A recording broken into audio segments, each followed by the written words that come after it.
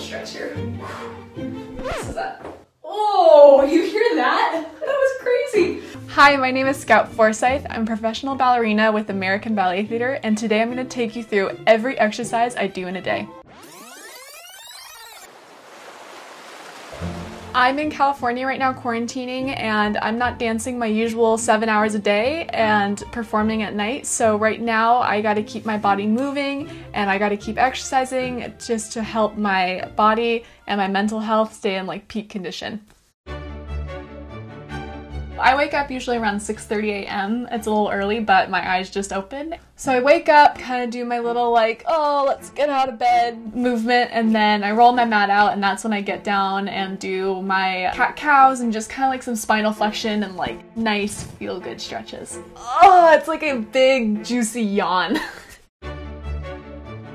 So every morning at 7:30, my really good friend Libby, she's doing a Rise and Radiate Kundalini class on Instagram Live. Doing it first thing in the morning allows you to like get the energy moving, get the blood flowing, get the breath going. Kundalini has helped me with my awareness of breath and my endurance of breath. It's a lot more breath work than it is just specifically movement and like chanting. For me, the breath work is really important because as a dancer, like I need strong lungs. Like that's how you keep your stamina up. That's how you know how to rest and recover. If I'm on stage performing a ballet and I'm on stage for 30 minutes, like I need to know when I can take that breath and not be standing over the side like panting, which is just using more energy. I can take that moment of like, okay, slow down the breath, slow down the heart rate, and that's my little rest and recover, reload, and go back into dancing. So this has helped my lung capacity so much. That is my favorite kriya that we do. It's so good for opening up the heart channel, and you flick out the frustration and you bring in the strength. That is just my favorite one. I feel like it wakes me up the best and it gets my heart open, and I come out of that always with a big smile on my face. As a dancer, having an open chest, like that is what we train from as little kids. Not only does that help with the posture and the movement, it's also a visual thing. You see a dancer doing this or that. It frees the arms to be open and back. And when this is all lifted, your legs have more of like an effortless lightness about them. The reason I think dancers like yoga so much is because it's very much about like, let's bring everything back in, let's get into proper alignment. Yoga is like a good reset for dancers. I do Kundalini for an hour, and at this time it's around 8:30, and this is when I go into like a quick 10-minute like core Pilates fire up. And I love Cassie Ho Blogalates on YouTube. She's my favorite. I've been doing her videos for maybe like 2 years now. 15 minutes. I'm feeling the 10-minute vibe. I hated Pilates for the longest time. And then I got injured, and that really sucked, and I started to kind of get into like, oh, I should probably get my core strong, and now I'm obsessed with it. Pilates is like a core activation, integrating the inner line of your body and keeping it strong. Until I realized it and actually felt it in my body, I didn't like fully grasp the concept of like, having a strong core helps you as a dancer. And if you have your core strong, all of a sudden your chest is lifted and things become easier. And I swear I started doing Pilates and I have turned better than I ever have in my entire life. I can knock off 6, 7, 8 pirouettes like on a dime, no problem. But I swear it's from Pilates and it's getting a stronger core because I'm able to hold myself on the center. I have more control of where my weight is going. I used to have to really work for that. For me, Pilates and core activation exercises that are absolutely must and really good for like crossovering into dance. Planks, awesome. Lower ab exercises specifically target areas that your turnout comes from that internal, external rotation. And so I've noticed like when I do a lot of lower ab exercises and I've gotten that way more stronger, like I feel more comfortable in holding the turnout and not just like forcing it to happen.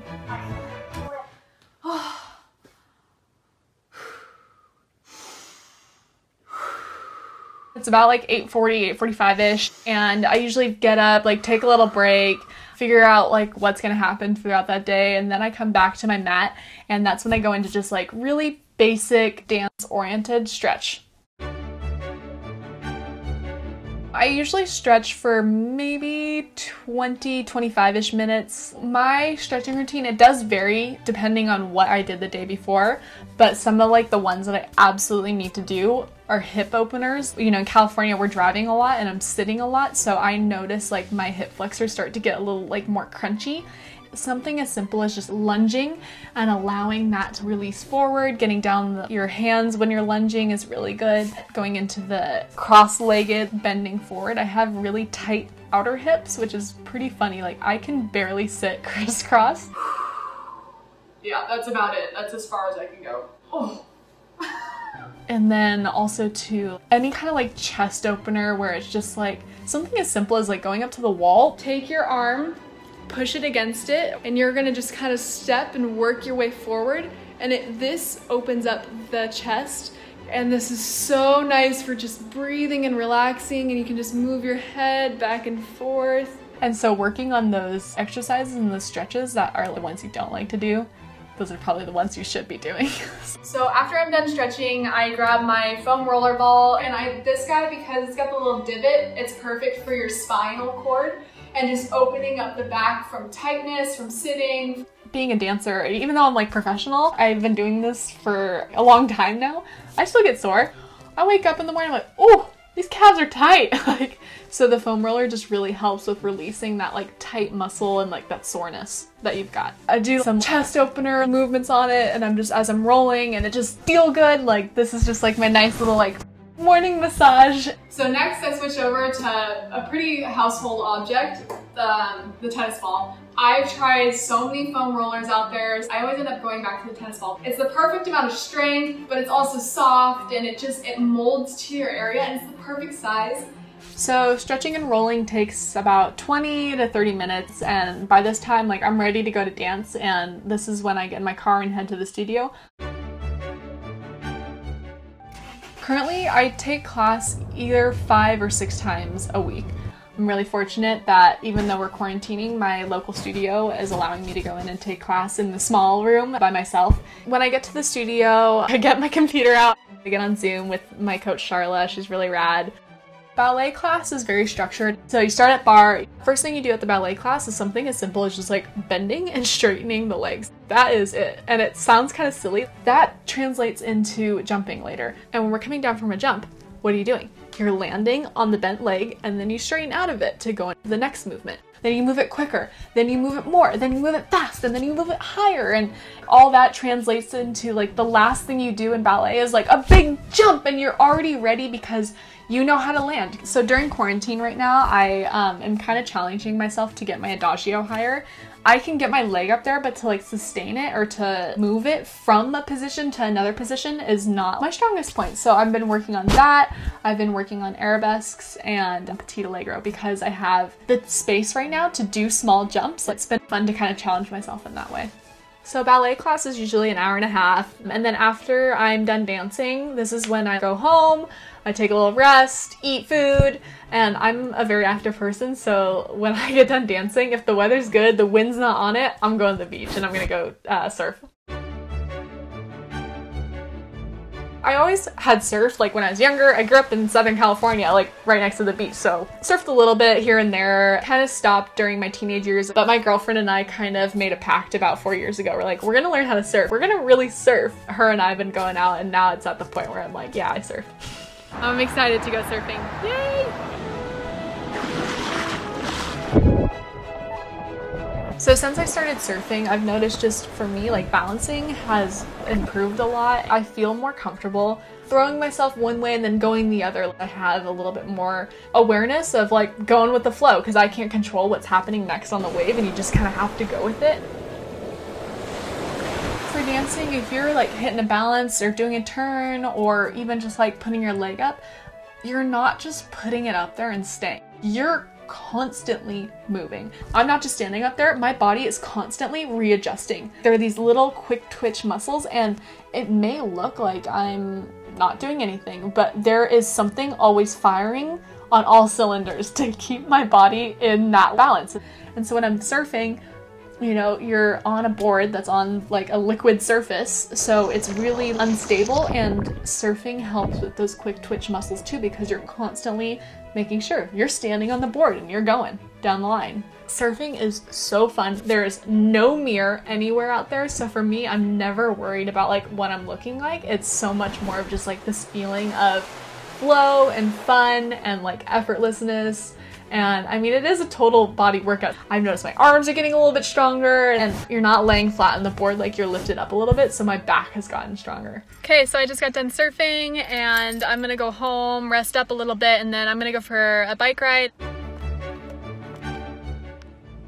Bike riding is fun, it's easy, it's really low impact. You're not doing much except for just pedaling around.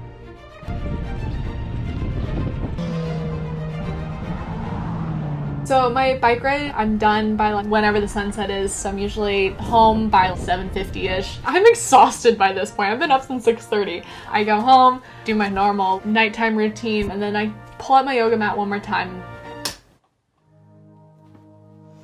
This yoga that I do at night, like a little vinyasa, this is like so specifically just for me and like myself and what I need to do for my body to calm down. This is definitely more of like a mental wind down. I'm kind of sitting in one position, nodding off basically, but I don't have a structure to this flow at all. Okay, let's just like take deep breaths, do really flowy, easy, low impact movement. It's so simple and so easy, and it could be something as simple as just like bending forward and just hanging out there for like a little bit longer than normal. As simple as that. Very basic 101, like, this feels good. It's really usually just a simple like 5-10 minutes of just like breath.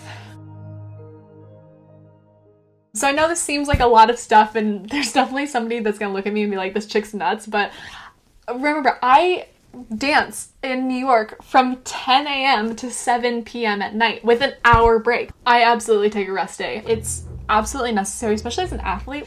You can't just keep driving the car. Like, you have to do the oil changes. It's also just a safety thing. You gotta rest and recover, and the exercises and everything I'm doing, I'm not doing it because I'm like, I need to stay in shape. I need to look a certain way. Like, I love dancing. I love the way my body feels when I'm dancing. I love doing these exercises. Yeah, they're hard sometimes, but I know I'm gonna feel so much better afterwards.